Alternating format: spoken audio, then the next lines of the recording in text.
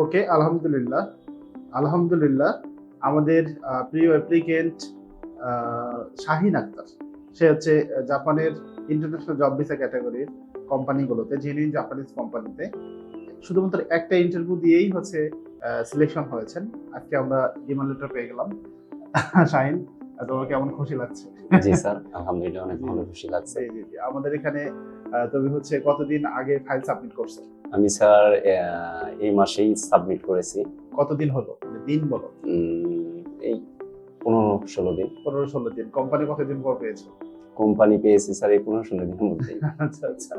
তো কি ধরনের কোম্পানি ছিল তোমার? এটা শিপইয়ার্ড কোম্পানি। Shipyard company. কি ধরনের কাজ? এটা রিপেয়ার এবং মেইনটেনেন্স। মেইনটেনেন্সের কাজ। মাশাআল্লাহ। কোন এলাকাতে? ওসাকায়। ওসাকাতে। ঠিক আছে। তো তুমি কতটুকু হ্যাপি?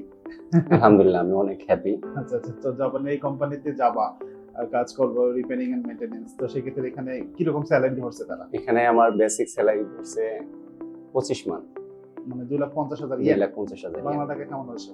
বাংলা টাকা 2 লাখ প্লাস। 2 লাখ প্লাস। 2,20,000 টাকা প্লাস আর কি। ঠিক আছে, এখনকার রেট অনুসারে। ঠিক আছে। আর কোম্পানি কি কি সুবিধা দিচ্ছে? কোম্পানি এখানে আমাকে সুবিধা দিচ্ছে ট্রান্সপোর্টেশন। ট্রান্সপোর্টেশন সুবিধা দিচ্ছে। Good. আর সব জাপান গভর্নমেন্টের নিয়ম অনুসারে অন্যান্য সুযোগ সুবিধাগুলো পাবা। জি ঠিক আছে। তো এখানে দেখা যাচ্ছে যে তোমার হলো জাপানিজ ভাষাটা, জি। এই কোম্পানিতে কি লেভেল ছিল তোমার? আমার জেএলপিটি N4 লেভেল ছিল। জেএলপিটি N4 পাস করছো? জি গুড। তো তুমি জেএলপিটি N4 পাস করছো, এই দিক থেকে একটা তোমার প্লাস পয়েন্ট। একটা কোম্পানিতে সিলেকশন হইছো, খুবই ভালো লাগতেছে। অল্প দিনের ভিতরে কোম্পানি সিলেকশন হয়ে গেল। তো এটা কি আসলে জেনুইন জাপানিজ কোম্পানি কিনা? জি আসলে যে কিভাবে প্রমাণিত হয় যে আসলে? এটা আমি হচ্ছে যে আমি যখন অনলাইনে ইন্টারভিউ দিচ্ছি সেখানে আমি দেখতে পাচ্ছি বাংলাদেশ থেকে, নেপাল থেকে, ভুটান থেকে সবাই জি। একযোগে পরীক্ষা দিচ্ছে। আচ্ছা আচ্ছা। এবং যা অরিজিনাল জাপানিজ কোম্পানি তাকে হলো হাঙ্কো বা সিল মেরে দিয়েছে ডিমান্ড লেটারে, ঠিক আছে?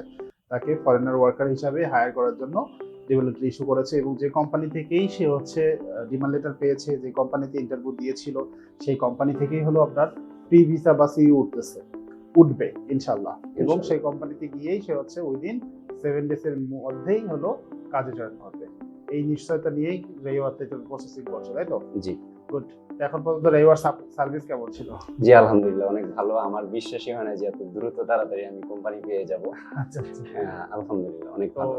জাপানের এই সেক্টরে আমাদের কোম্পানিতে ফাইল জমা দেওয়ার আগে, হ্যাঁ, এর আগে মানে তোমার কতদিন সময় ছিল এই জার্নিটা, মানে আমার ব্যাক হিস্ট্রি জানতে এই চাচ্ছি। জার্নিটা ছিল প্রায় 5 বছর। জি জি। প্রায় 5 বছর জি এই জাপানের লাইনে? জি জাপান। আচ্ছা, এর আগে কি কোনো ভিসা অ্যাপ্লাই করছিলাম? জি আমি স্টুডেন্ট ভিসা অ্যাপ্লাই করেছি।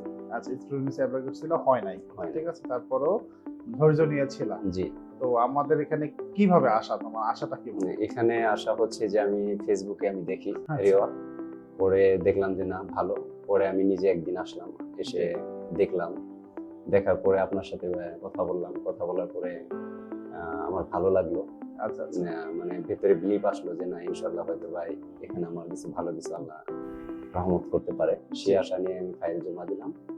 দেন 19 তারিখে ভাইভা দিলাম।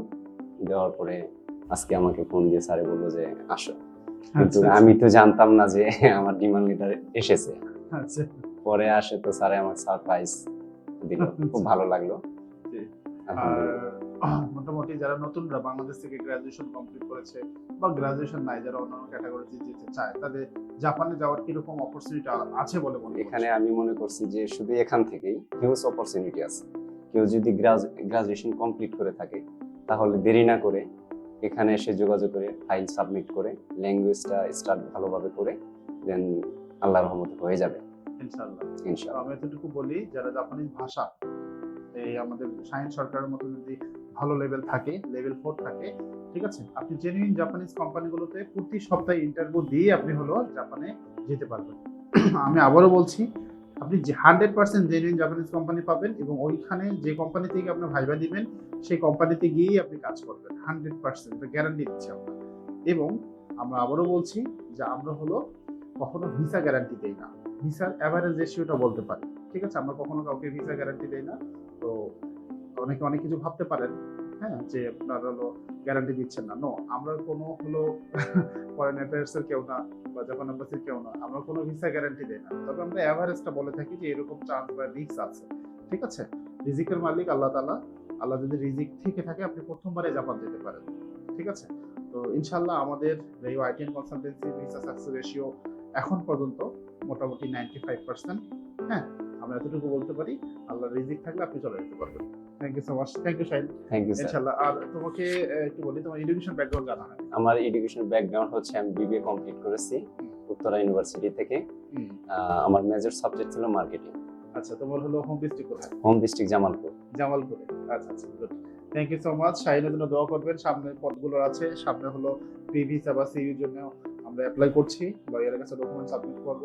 উইদিন 3 মান্থসের ভিতরে রেজাল্টগুলো পাবলিশ হয়ে থাকে, মানে যেটাকে আমরা সিওই লেটার বলি বা ওয়ার্ক পারমিট বলে থাকি, অনেকে রেসিডেন্ট পারমিট বলে থাকে।